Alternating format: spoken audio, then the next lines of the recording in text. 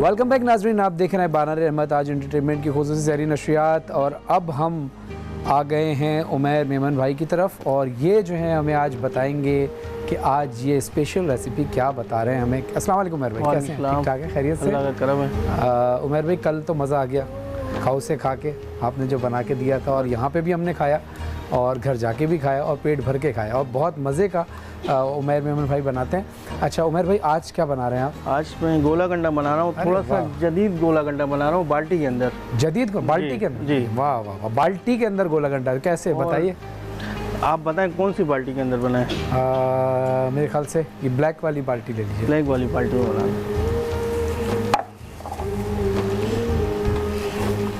بالٹی کے اندر گولا گنڈا میں نے ویسے فرسٹ ٹائم سنا ہے، بالٹی کے اندر گولا گنڈا، اور بڑی اچھی بات ہے۔ نیا سمجھے، نیا ہمیں ایک طریقہ مل رہا ہے گولا گنڈا کھانے کا، ورنہ نارملی تو ہم لوگ ڈنڈی کے اوپر ہی گولا گنڈا کھاتے ہیں یا کپ میں اندر کھاتے ہیں، لیکن آج عمیر بھائی جو ہیں ہمیں ماشاءاللہ بالٹی کے اندر بنا کر دے رہے ہیں، اور یہ بھی دیکھتے ہیں کہ وہ کتنی دیر میں بناتے ہیں۔ عمیر بھائی کہاں پر ہے ویسے آپ کا آؤٹ لیٹ، کہاں پر ہے؟ میرا آؤٹ لیٹ جو ہے دوراجی کے اندر ہے، جمال نور ہاسپٹل کے پاس۔ جمال نور ہاسپٹل کے پاس ہے، اور جو آپ لوگ جانا چاہیں تو ضرور ان کی شاپ پہ جائیے گا، آؤٹ لیٹ پہ جائیے گا، وہاں پر کھاؤ سے بھی کھائیے گا، گولا گنڈا بھی۔ اور کیا کیا ہوتا ہے آپ کے وہاں پہ؟ میرے پاس کھوسا ہوتا ہے، پیزا پراٹھے، چکن پراٹھا، قیمہ پراٹھا، یہ ساری چیزیں۔ پراٹھا کے اندر بھی ورائٹی ہے میرے پاس، اور گولا گنڈا بھی ہے۔ اچھا زبردست، ذرا کیمرہ کلوز، ہاں زبردست، کلرفل گولا گنڈا ہے ماشاءاللہ۔ یہ بالٹی کا آئیڈیا ویسے کیسا ہے آپ کے پاس؟ بس ایک جگہ میں نے سوپ پیا تھا بالٹی کے اندر، تو مجھے یہ آئیڈیا ہے، میں نے بولا جب سوپ بک سکتا ہے تو گولا گنڈا بھی بک سکتا ہے۔ پہلے تو آئیڈیا نہانے کا ہی تھا کہ بالٹی میں پہلے نہاتے تھے لوگ، اب تو گولا گنڈا کھائیں گے ماشاءاللہ۔ مجھے لگ رہا ہے کچھ اندر شاور گولا گنڈا بھی آ جائے گا، دیکھ شاور تو ہے ہی، کس طرح فرش ہو رہا ہے۔ یہ جو بالٹی ہے نہانے والی تو ہے نہیں، آرٹیفیشل ہے، لیکن اچھا لک اچھا ہے، جیسے اکثر چائے دی جاتی ہے۔ اچھا ایک لیئر بنانے کے بعد پھر دوبارہ سے؟ جی، پھر اس کے اوپر کوٹنگ ہوگی پائنیپل۔ اچھا ایک پہ آپ نے کلر ڈالا، دوسرے پائنیپل کوٹنگ ہو رہی ہے۔ جی، اس کے اندر کلفی بھی ڈلے گی۔ اچھا تو جگہ اس میں کہاں بچی ہے مطلب؟ دیکھیں آپ۔ اچھا ارے واہ، اس کے بعد جو ہے کنڈینس ملک۔ مجھے لگ رہا ہے کل افطاری مجھے دوراجی پہ کرنی پڑے گی۔ بالکل آپ آئیں وہاں پہ۔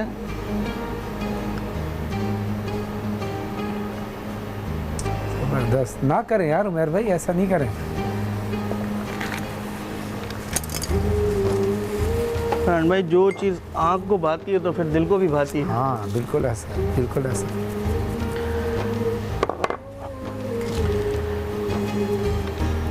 یہ آپ نے ڈرائی فروٹس ڈال دیے، پھر دوبارہ کوٹنگ ہے پر؟ یہ چاکلیٹ۔ اچھا تو بلا ناغہ یعنی آپ ہفتے میں 7 کے 7 دن آپ کا یہ آؤٹ لیٹ یہ شاپ پہ کھلتی ہے؟ کیا ٹائمنگ کیا ہوتی ہے؟ ٹائمنگ دوپہر کے 2 بجے سے لے کے رات کے 2 بجے تک۔ ابھی تو لاک ڈاؤن چل رہا ہے تو شاپ بند ہے۔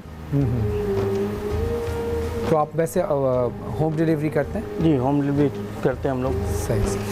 اپنا نمبر بھی آپ ابھی آن ایئر بتا دیجیے تاکہ جو لوگ دیکھ رہے ہیں وہ۔ میرا نمبر ہے 0321 2480 445۔ جب اسکرین پہ بھی غالباً نمبر آپ کا چل رہا ہے۔ بہت شکریہ مہر بھائی، یہ ہمارا تقریباً آپ نے میرے خیال سے 4 منٹ کے اندر یہ سب کچھ بنا دیا۔ یہ دیکھیے ناظرین، یہ گولا گنڈا میرے ہاتھ میں ہے، اس کو تھوڑا زوم کر کے دکھائیے ایسے، یہ دیکھیے ماشاءاللہ۔ تھینک یو مہر بھائی، بہت شکریہ۔ ابھی کیونکہ میں کھاؤں گا تو پھر میں بات نہیں کر پاؤں گا، اس لیے ایک چمچ کھا لیں۔ اس کو میں چیک لیتا ہوں، لیکن یہ بچا کے رکھ لے گا ورنہ ہماری ٹیم جو ہے حملہ کر دے گی۔ لیکن آپ کا شکریہ، آپ ہماری ٹیم کے لیے بھی بنا کے جاتے ہیں اور ہمیں بھی دیتے ہیں، لیکن ہم اللہ سے دعا کرتے ہیں اللہ آپ کے رزق میں اتنی برکت دے، اتنی برکت دے کہ آپ سمیٹتے تھے۔ آمین، تھینک یو ویری مچ۔ ناظرین، اب وقت ہوا ہے علماء اکرام سے رہنمائی حاصل کرنے کا۔ ہمارے ساتھ موجود ہیں مفتی نور رحمانی صاحب، جو ہمیشہ ہماری رہنمائی فرماتے ہیں، اور ہماری ٹرانسمیشن کا حصہ بنتے ہیں. آپ لوگ ان کو خاص طور پر فرمائش آپ لوگوں کی ہوتی ہے کہ مفتی نور رحمانی صاحب کو بلایا جائے اور ہم آپ کی فرمائش پوری کرتے ہیں اور ان سے ریکویسٹ کرتے ہیں. آپ کا شکریہ ہماری ریکویسٹ پر محبت ہے. نظر ثانی فرماتے ہیں. ہمارے ساتھ دوسری اہم شخصیت موجود ہیں. جیسے میں نے آپ کو ابتدا میں تعارف کرایا کہ امام حسین علیہ السلام کا جو حرم ہے کربلا میں، وہاں پر ممبر رئیسی جو امام حسین کے حرم کا آفیشیل ممبر ہوتا ہے جہاں اردو مجالس ہوتی ہیں، ان کے خطیب بھی ہیں اور کربلا کا جو آفیشیل چینل ہے اس کے اوپر بھی ان کے خصوصی پروگرام آتے ہیں جو براہ راست آپ ان کو کربلا ٹی وی پر بھی دیکھتے ہیں. اپنا ایک مذہبی چینل بھی ان کا ہے، اس پہ بھی خدمات انجام دیتے ہیں اور ہر دل پر ان کی بات اثر کرتی ہے کیونکہ یہ اللہ رسول علیہ رسول کا پیغام ہم تک پہنچاتے ہیں. آج خصوصی ہماری سحری نشریات میں مہمان ہیں قبلہ مولانا سید ظہیر الحسن نقوی صاحب. السلام علیکم ورحمۃ اللہ وبرکاتہ. وعلیکم السلام ورحمۃ اللہ وبرکاتہ. فرحان بھائی آپ کی خدمت میں، آپ کے معزز مہمانوں کی خدمت میں، مفتی صاحب کی خدمت میں اور نظر عابدی صاحب کی خدمت میں. پروردگار ہم سب کو باقی ماندہ ایام ماہ مبارک رمضان سے بھرپور استفادہ کرنے کی توفیق نصیب فرمائے. آمین یا رب العالمین. الہی آمین. آغا جی بہت بہت شکریہ. اچھا پہلے تو یہ بتائیے کہ آج کل تو آپ ظاہر ہے کربلا نہیں جا پا رہے ہیں لاک ڈاؤن کی وجہ سے، تو ابھی فی الحال آپ امریکہ میں سین فرانسسکو میں، تو یہ بتائیے کہ وہاں پہ ابھی فی الحال کیا حالات ہیں اس کرونا کے حوالے سے، لاک ڈاؤن کے حوالے سے؟ آپ خیریت سے ہیں وہاں پہ؟ جی الحمدللہ رب العالمین. یہاں پر ہمارے ہاں جو ہے وہ کیلیفورنیا کے اندر حالات کچھ بہتر ہیں ہماری کمیونٹی کے میں کیوں کہوں تو. لیکن نیو یارک کے اندر جیسا کہ آپ جانتے ہیں کہ ایسٹ کوسٹ میں ہماری کمیونٹی بہت زیادہ ہے، پاکستانی کمیونٹی، مسلمان کمیونٹی، تو وہاں کے حالات جو ہیں کچھ زیادہ ٹھیک نہیں ہے. وہاں پر ہماری اپنی کمیونٹی کے اندر سینکڑوں کے حساب سے کوئی 250 لوگ جن کے اندر نون پرسنالٹیز، حتیٰ ہمارے ایک مولانا مسجد کے امام جو ہیں وہ اور بہت ساری ایسی شخصیات جو بزنس کمیونٹی سے تعلق رکھتی تھیں ان کا انتقال ہو چکا ہوا ہے کرونا کی وجہ سے. اللہ ان کو اور غریق رحمت فرمائے. احتیاط کر رہے ہیں الحمدللہ رب العالمین، اور ہم بھی جو ہے وہ گھر میں بیٹھے ہوئے. جی اللہ ان کو غریق رحمت فرمائے اور آپ کو صحت و سلامتی کے ساتھ لمبی عمر عطا فرمائے. مولانا صاحب آج کا ہمارا ٹاپک ہے پاکیزگی، تو اس حوالے سے روشنی ڈالیے گا ذرا پاکیزگی سے کیا مراد ہے، کیونکہ بہت سارے پیرائے میں ہم پاکیزگی کے حوالے سے بات کر سکتے ہیں اور آپ اور مفتی نور رحمانی صاحب دونوں حضرات موجود ہیں، آپ دونوں زیادہ بہتر طریقے سے ہماری رہنمائی فرما سکتے ہیں. بسم اللہ. اعوذ باللہ من الشیطان الرجیم. بسم اللہ الرحمن الرحیم. الحمدللہ کما احلو الصلاۃ والسلام علی اشرف الانبیاء والمرسلین وعلی آل بیتہ الطیبین الطاہرین المعصومین المکرمین.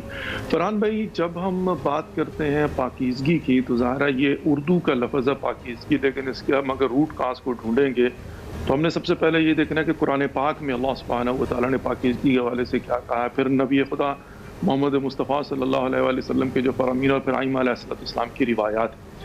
اگر ہم قرآن پاک سے پاکیزگی کے جو مترادف الفاظ ہیں ان کو اگر لیں تو اللہ سبحانہ و تعالیٰ نے 17 ٹائم قسم کھا کر بسم اللہ الرحمن الرحیم والشمس وضحاها والقمر اذا تلاها والنهار اذا جلاها والليل اذا يغشاها والسماء وما بناها والارض وما طحاها ونفس وما سواها فالهمها فجورها وتقواها قد افلح من زکاها وقد خاب من دساها.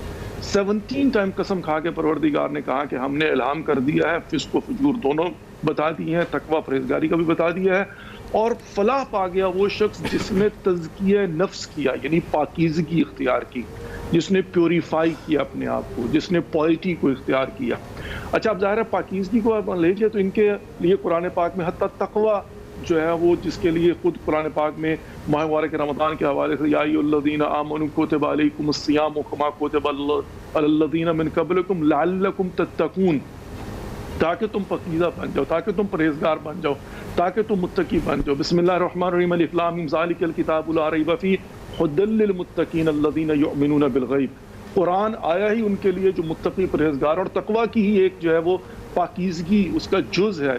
اور حتیٰ نبی خدا محمد مصطفیٰ صلی اللہ علیہ وآلہ وسلم کو جب مبعوث فرمایا ہے تو هو الذی بعث فی الامیین رسولا منہم یتلو علیہم آیاتہ ویزکیہم ویعلمہم الکتاب والحکمہ. نبی خدا محمد مصطفیٰ صلی اللہ علیہ وسلم کی جو ذمہ داریاں ان میں یہ ہیں کہ وہ تلاوت قرآن کرتے ہیں اور اس کے ساتھ ساتھ تزکیہ نفوس یعنی پاکیزگی، اور پھر آگے چل کر جو ہے نا ہم دیکھتے ہیں کہ قرآن و حکمت کی تعلیم ہے. تو پاکیزگی جو ہے وہ در حقیقت ایک بنیادی عنصر ہے.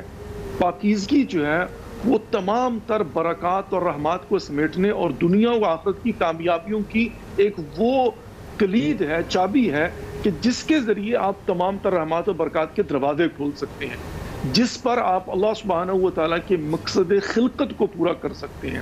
اور یہاں پر آ کر دیکھیں کہ مبارک رمضان کے اندر بھی حتیٰ جو ہے وہ کہا کہ ایک جو ہے وہ عام روزہ ہے، ایک خاص روزہ ہے، خاص الخاص روزہ ہے۔ جو عام روزہ ہوتا ہے وہ فقہی روزہ ہے، مبتلات روزہ۔ جو خاص روزہ ہے جس کے اندر پھر پاکیزگی کس کی، اعضاء و جوارے کی پاکیزگی، آنکھ کی پاکیزگی، کان کی پاکیزگی، زبان کی پاکیزگی، ہاتھوں کی پاکیزگی اور پورے آپ کے قلوب کی پاکیزگی۔ بلکہ یہاں پر میں یوں کہوں اور تیسرا ہوتا ہے کہ جس میں آپ کے تفکرات کی بھی پاکیزگی جو ہے نا وہ خاص اور خاص روزے کی ہوتی ہے۔ رسول خدا محمد مصطفیٰ صلی اللہ علیہ وسلم نے خطبہ شعبانیہ کے اندر جو ارشاد فرمایا تھا تو اس میں بھی یہی تھا کہ فَاسْأَلُوا اللَّهَ بِالنِّيَّاتٍ صَادِقَةٍ وَقُلُوبٍ طَاهِرَةٍ، کہا کہ آپ اللہ سے دعا کریں کہ پروردگار آپ کو قلوب طاہر یعنی پاکیزہ قلب عطا فرمائے اور نیت صادق، تاکہ آپ موفق ہو سکیں حتیٰ ماہ مبارک رمضان کے روزے رکھنے کے لیے اور تلاوت قرآن کے لیے، جس کا مطلب یہ ہوا کہ ہر چیز میں توفیق کے لیے پاکیزگی شرط ہے۔ جی جزاک اللہ، جزاک اللہ، بہت بہت شکریہ۔ میں چلتا ہوں مفتی نور رحمانی صاحب کی طرف، پھر اس کے بعد دوبارہ آئیں گے مولانا صاحب۔ مفتی نور رحمانی صاحب یہ بتائیے گا کہ جس طرح کے مولانا صاحب نے بتایا کہ آنکھوں کا پاک ہونا ضروری ہے، نگاہ کا پاک ہونا ضروری ہے، کیا سوچ کا بھی پاک ہونا ضروری ہے؟ جیسے انسان کے دماغ میں اگر پاکیزگی نہ ہو، سبحان اللہ، اور زبان سے وہ بہت اچھے کلمات ادا کر رہا ہو، دماغ میں اور دل میں پاکیزگی نہ ہو، تو اس کے حوالے سے ذرا روشن فرمائیں۔ نحمد و نصلی علی رسولہ الکریم، اما بعد فاعوذ باللہ من الشیطان الرجیم، بسم اللہ الرحمن الرحیم۔ قال اللہ تعالی فی القرآن المجید والفرقان الحمید، یا ایہا الذین آمنوا اجتنبوا کثیرا من الظن، صدق اللہ العظیم وصدق رسولہ النبی الکریم الامین الرؤوف الرحیم۔ تمام تعریفیں اللہ سبحانہ و تعالیٰ کے لیے اور درود و سلام اللہ کے رسول، ہم سب کے آقا، ہم سب کے مولا، تاجدار مدینہ، تاجدار ختم نبوت حضور محمد مصطفیٰ صلی اللہ علیہ وآلہ وسلم۔ بہت اچھے انداز میں گفتگو چل رہی ہے، اور جس طرح آپ نے بات کی اور ظہیر بھائی ماشاءاللہ وہاں سے بات کر رہے تھے، دیکھیں میں اس کو تھوڑا سا آگے بڑھاتا ہوں۔ پاکیزگی کے حوالے سے اس طرح آپ نے سوال کیا، اس میں کچھ چیزیں اور انکلوڈ کر دیں۔ ایک ہوگی عقائد کی پاکیزگی، احساسات اور جذبات کی پاکیزگی، اور آپ کے جسم کی پاکیزگی۔ فرسٹ آف آل جو آپ کا سوال ہے، ہاں جو آپ کا سوال ہے بہت بنیادی سوال ہے۔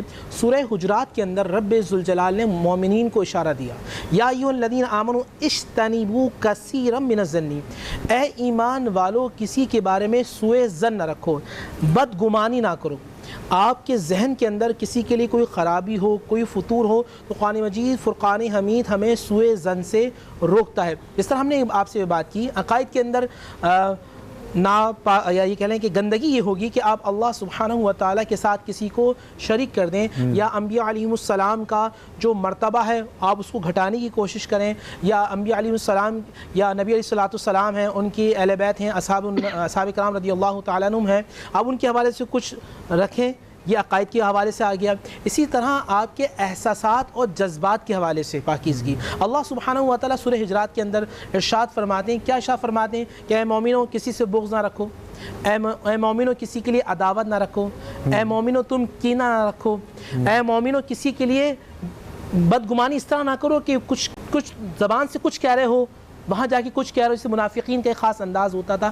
اگر آپ اس طرح کرتے ہیں، اور آج کی رات بالخصوص آج تاک رات ہے 25ویں، ممکنہ طور پہ ہو سکتا ہے کہ شب قدر ہو، تو جن لوگوں کی شب قدر کے اندر وہ رات کہ جو 1000 مہینوں سے بہتر ہے، قرآن جس کے بارے میں کہے وما ادراک ما لیلۃ القدر، لیلۃ القدر خیر من الف شہر، اس رات کہ جو جہاں 84 سال کے برابر ثواب ملتا ہے، اس بندے کی بخشش و مغفرت نہیں ہوتی کہ جس کی سوچ خراب ہو، جس کی سوچ کے اندر گندگی ہو۔ تو آج بڑا اچھا پروگرام ہے، جن کے ذہنوں کے اندر فطور ہے اور وہ پاکیزگی نہیں ہے، سوچ کچھ ہے، بولتے کچھ ہیں، دل میں کچھ رکھتے ہیں، نفاق کا معاملہ ہے۔ جس طرح ہم نے پہلے بھی بتایا تھا کہ نفاق لفظ منافق، کہ نفاق کا مطلب ہوتا ہے کہ جیسے سرنگ کہتے ہیں نا، یا انڈر بائی پاس، کہ ایک جگہ سے داخل ہوں دوسری جگہ سے نکل جائیں، تو اسی طرح ایمان کا بھی معاملہ ہوتا ہے کہ ایمان داخل ہوتا ہے اور نکل جاتا ہے۔ تو آج کی رات ہمیں اپنی سوچ کو پاکیزہ کرنا ہے، ہمیں اپنے احساسات اور جذبات کو پاکیزہ کرنا ہے، اللہ سبحانہ و تعالیٰ کے قریب ہونا ہے۔ ان اللہ یحب التوابین ویحب المتطہرین، اللہ توبہ کرنے والوں کو پسند کرتا ہے اور اللہ پاکیزہ اور ستھرے لوگوں کو پسند کرتا ہے۔ تو اگر آپ اللہ کے محبوب بننا چاہتے ہیں، آپ اللہ کے دوست بننا چاہتے ہیں، آپ اللہ کے پیارے بننا چاہتے ہیں، اپنی سوچ کو پاکیزہ کر لیجئے، اپنے دل کو پاکیزہ کر لیجئے، کیونکہ جو یہ دل ہے نا، یہ اللہ سبحانہ و تعالیٰ کے بارے میں یعنی روایت میں آتا ہے یہ بیت اللہ ہے، اللہ سبحانہ و تعالیٰ کی تجلیات کا مرکز ہے، اس سے صاف کر لیجئے۔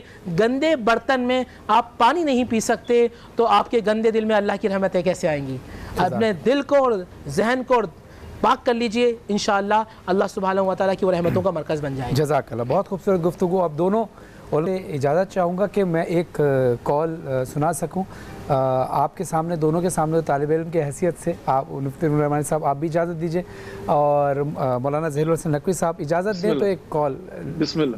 مولا علی علیہ السلام فرماتے ہیں کہ مومن وہ ہے کہ جس کی محفل نہیں بلکہ محفل کے ساتھ ساتھ اس کی تنہائی بھی پاک ہو۔ سبحان اللہ، سبحان اللہ۔ یعنی نارملی ہم یہ دیکھتے ہیں کہ ہم محفل میں بہت پاکیزہ طریقے سے نظر آتے ہیں کہ جناب میں جا رہا ہوں اور میں بہت پاکیزہ ہوں، میں بڑا صاف ستھرا رہتا ہوں، اور لیکن دل خراب ہے، نیت خراب ہے، سوچ خراب ہے۔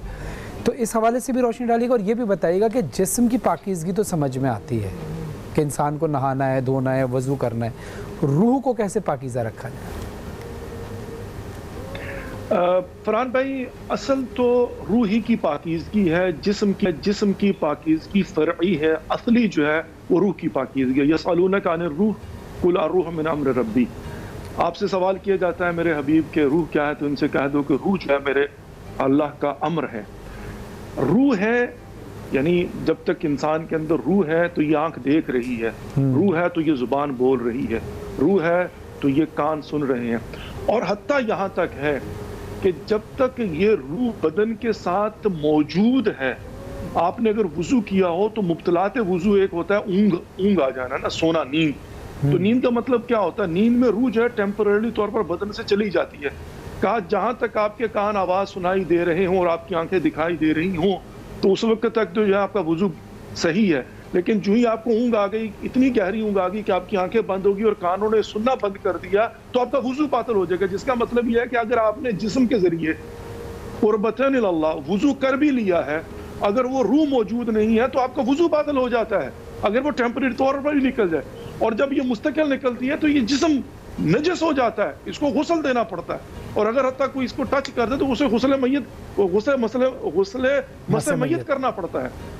اس کا مطلب یہ ہوا کہ اصل تو پاکیزگی روح کی ہے، اور حتیٰ یہاں پر یہ ہے کہ جو پانی ہے، اگر ہم یہ سمجھتے ہیں بعض وضو کی طہارت کے لیے، وضو جو ہے نا وہ طہارت کے لیے ہوتا ہے، اور وضو کے لیے بعض لوگ کہتے ہیں کہ دیکھیں کس قدر پروردگار نے صفائی کو پسند کیا ہے، تو ظاہری صفائی نہیں ہے، اس لیے کہ اگر پانی نہ ملے تو تیمم ہے، اور تیمم سے نماز پڑھ سکتے، تیمم سے چہرہ گندا ہوتا ہے، صاف نہیں ہوتا۔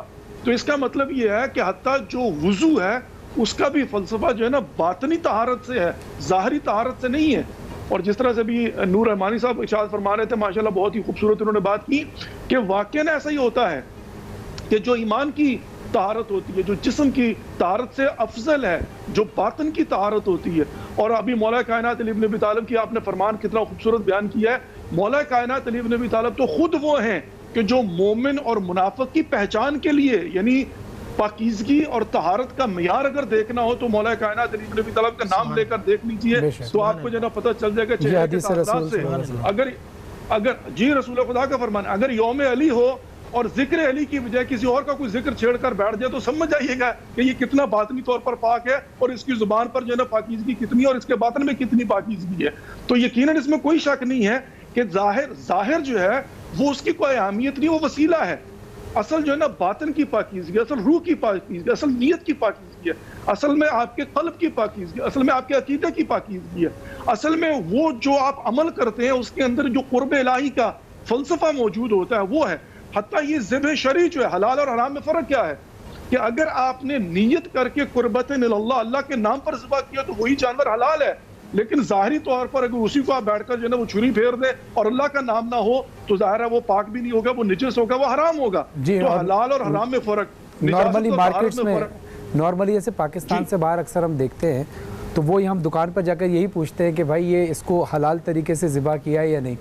گوشت تو وہی ہے لیکن فرق صرف یہ ہے کہ اللہ اکبر کہہ کے اس کو ذبح کیا ہے یا نہیں, شریعت محمدی کے تحت. بہت اچھی مثال. تو ظاہر اور باطن جو ہے نا یہ فرق ہے, حلال اور حرام میں یہ فرق. جتنا حلال اور حرام میں فرق ہے, جتنا جو ہے طہارت اور نجاست میں فرق ہے, اتنا ہی فرق جو ہے نا وہ یہ ہے کہ ظاہر نہیں باطن کو جو ہے نا وہ دیکھ کر, نیت کو دیکھ کر, اللہ کے خوشنودی کے لیے جو کیا جاتا ہے وہ ہوتا ہے. تو اصل وہی ہے. اور ماہ مبارک رمضان بہترین فرصت ہے کہ ہم اپنی نیتوں کو پاک کریں, اپنے قلوب کو پاک کریں, اپنے باطن کو پاک کریں, اپنے اس امر الہی کو پاک کریں. اور پھر خدا کو ایک پوچھا جاتا ہے کہ خدا کی تلاش جو ہے نا, خدا کی تلاش, خدا گم ہوا نہیں ہے بلکہ ہم نے خود صرف ان رکاوٹوں کو دور کرنا. تو خدا تو ہمارے دائیں پہ ہر جگہ موجود ہے بلکہ ہماری اشارہ کے حیات سے بھی قریب.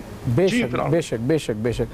اب مفتی نعمان صاحب ابھی پاکستان جیسے ذکر چلا, ابھی جیسے سامنے بات آ گئی, جیسے ہم پاکستان سے باہر ظاہر ہے آپ بھی گئے ہوں گے, ہم بھی جاتے ہیں, تو اکثر ہم یہ پوچھتے ہیں دکان پہ یا کسی ریسٹورنٹ پہ یا گوشت خاص طور پر لینے جاتے ہیں تو یہ پوچھتے ہیں کہ یہ گوشت چاہے چکن ہے یہ حلال ہے یا نہیں. فرق یہی ہوتا ہے نا کہ وہ حلال طریقے سے شریعت محمدی صلی اللہ علیہ وسلم کے تحت اس کو حلال کیا گیا. لیکن ہم نے دیکھا نہیں ہوتا, اکثر ہم دکان پہ جاتے تو ہیں اور ہم پوچھتے ہیں بھائی یہ حلال ہے, تو وہ کہتا ہے جی حلال ہے. تو کیا اس وقت ہمیں اس کی بات مان لینی چاہیے, یا وہاں ظاہر ہے باہر تو ہمیں کوئی ایسی چیز نظر نہیں آتی نا کہ ہم اس کو دیکھ کر وہ ہمارے سامنے ذبح کر رہا ہے نہیں کر رہا, اس کنڈیشن میں ہم باہر بھی اور کھانا بھی کھانا ہے, تو کیا احکامات ہیں؟ بسم اللہ الرحمن الرحیم. دیکھیے بات یاد رکھیے گا, شریعت جو کہتی ہے نا وہ ظاہر پر کہتی ہے. ہمیشہ شریعت کا جو حکم ہوتا ہے وہ ظاہر پر ہوتا ہے. جب ایک بندہ مومن اس چیز کے حوالے سے یہ کہہ دے کہ یہ چیز حلال ہے تو دوسرے مومن کو اپنے مومن بھائی کی بات پر اعتماد کرنا چاہیے, اس میں شک و شبات نہیں کرنا چاہیے. اور میرے آقا کریم صلی اللہ علیہ وآلہ وسلم نے فرمایا مومن کے لیے یہ نشانی ہے کہ وہ دوسرے مومن کو مومن سمجھتا ہے اور اس کا احترام کرتا ہے. اس زمانے کے اندر جو فتنہ و فساد زیادہ برپا ہوتا ہے, ایک بہت الگ بات کر رہا ہوں کہ ایک مومن کو مومن نہیں سمجھا جاتا.